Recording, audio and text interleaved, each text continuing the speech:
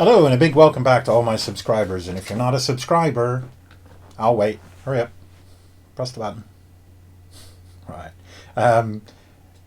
Today I want to talk to you about multiple languages and learning them at the same time. You often get people who are like, oh, these 6 languages, I'm going to learn them all, and then I'll be a polyglot, and then I'm going to do this, and then I'm going to learn these 12 languages and these 15. Blah, blah, blah. You hear this all the time. I've seen it many, many times on the forum.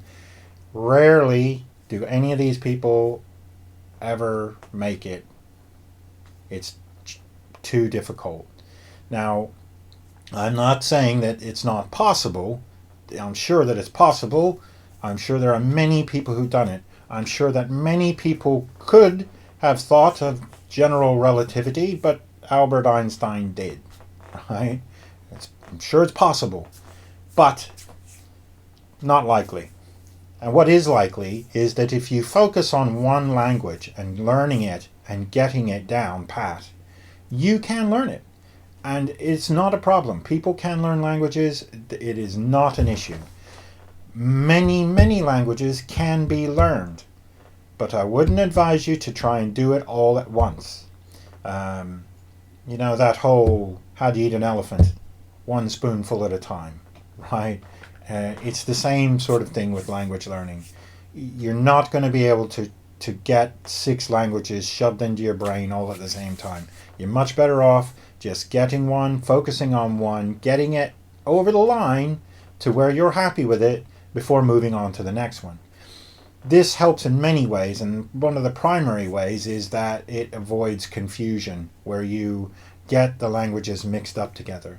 Now, I'm telling you this, even though I didn't follow my own advice, because I was learning Italian first, and then I started learning French at the same time, while my Italian wasn't quite at a high enough level.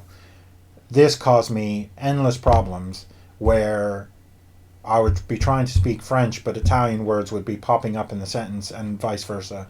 And then it just was very difficult. And had I known then what I know now, I would have simply focused on getting Italian up to a level of B2, C1 level, and then stopped it and then moved on to French.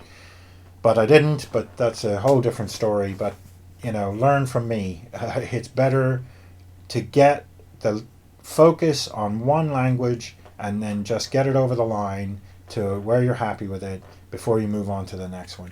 In some cases, that's not possible. You actually have to have 2. I kind of had to have French, and I didn't want to lose Italian.